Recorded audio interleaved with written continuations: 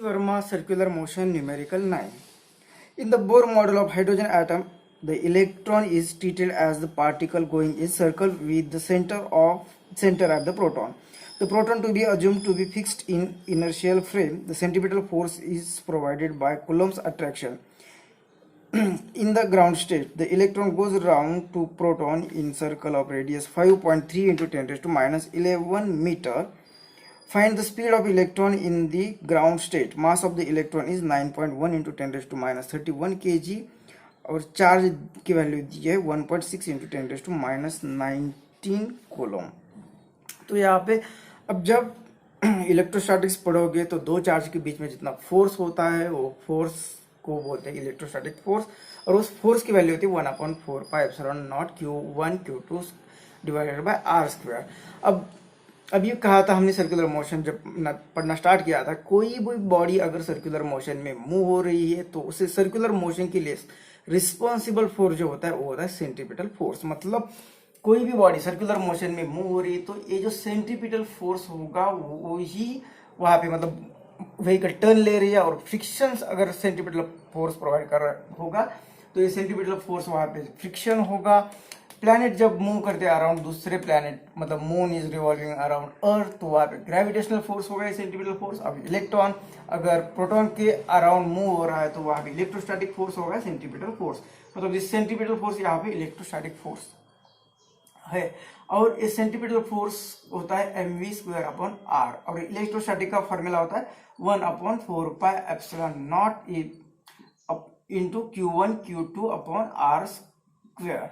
अब ये Q1 और Q2 है चार्जेस, तो जब इलेक्ट्रोस्टैटिक्स पढ़ेंगे हम तब ये सब इसके बारे में डिटेल स्टडी हो जाएगा। यहाँ पे सिर्फ हमें वैल्यू पता होनी चाहिए, वैल्यू रखनी है। और ये हमारा यहाँ पे सेंट्रीपिटल फोर्स, ये सर्कुलर मोशन के लिए हमें इतना ही कंसेप्ट चाहिए, ये हमें इलेक्ट्रोस्टैटिक्स में आ जाएगा।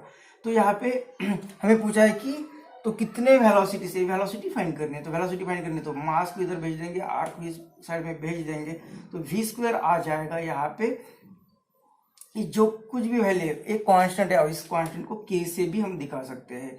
और ये Q1 और Q2 तो ये प्रोटॉन और इलेक्ट्रॉन दोनों पे चार्ज सेम ही होता है, तो ये Q और Q² भी लिख सकते हैं। और ये R स्क्वायर यहाँ पे डिस्टेंस का, और ये R एक्चुअली यहाँ पे कट हो जाएगा, मतलब ये एक ही R रहेगा, और ये मास यहाँ पे मल्टीप्लाई होगा। और वेलोसिटी फाइंड करनी है तो ये स्क्वायर रूट हो जाएगा। तो यहाँ तक ही आपको ये न्यूमेरिकल पढ़ना है, बाकी वैल्यू पुट करके सिर्फ कैलकुलेशन का पार्ट बचता है। तो वैल्यू भी हम यहाँ पे पुट करते हैं। तो के की वैल्यू इलेक्ट्रोस्टैटिक्स पढ़ोगे तब आपको इसकी वैल्यू याद रहेगी, वो होती है 9 इंटू 10⁹। क्यू चार्ज की वैल्यू न्यूमेरिकल में दी भी है, लेकिन बाद में आपको जरूरत नहीं पड़ेगी क्योंकि ये वैल्यू याद रखती है। इलेक्ट्रॉन का पर जो चार्ज होता है 1.6 इंटू 10⁻⁻⁹, और उसका स्क्वायर दिया हुआ है, और ये मास उसका होता है वो भी वैल्यू दी है 9.1 इंटू 10⁻31।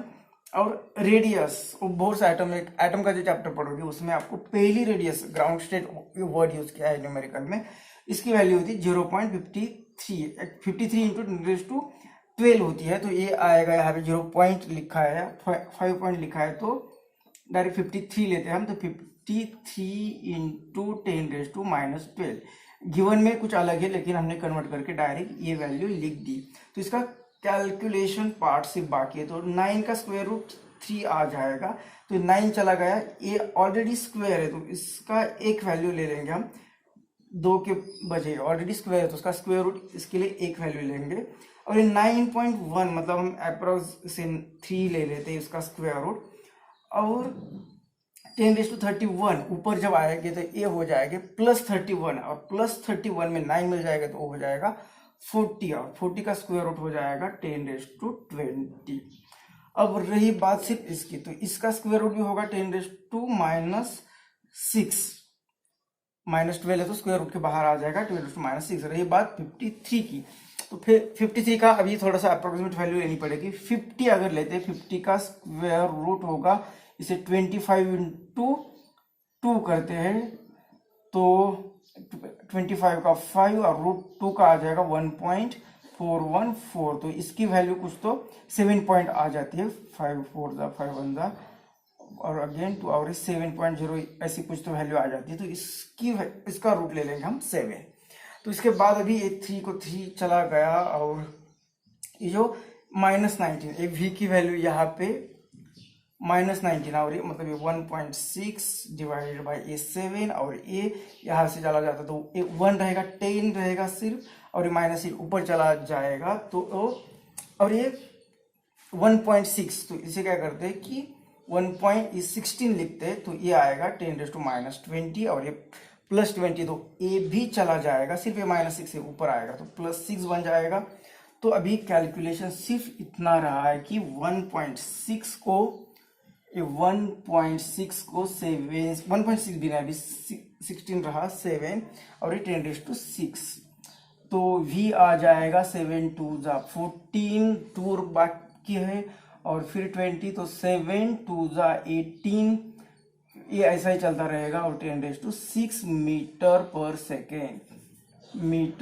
सेकेंड इतना ही वेलोसिटी यहाँ पे रहेगी। तो इस तरह से इस सर्कुलर मोशन में इलेक्ट्रोस्टैटिक्स का कॉन्सेप्ट यूज किया है।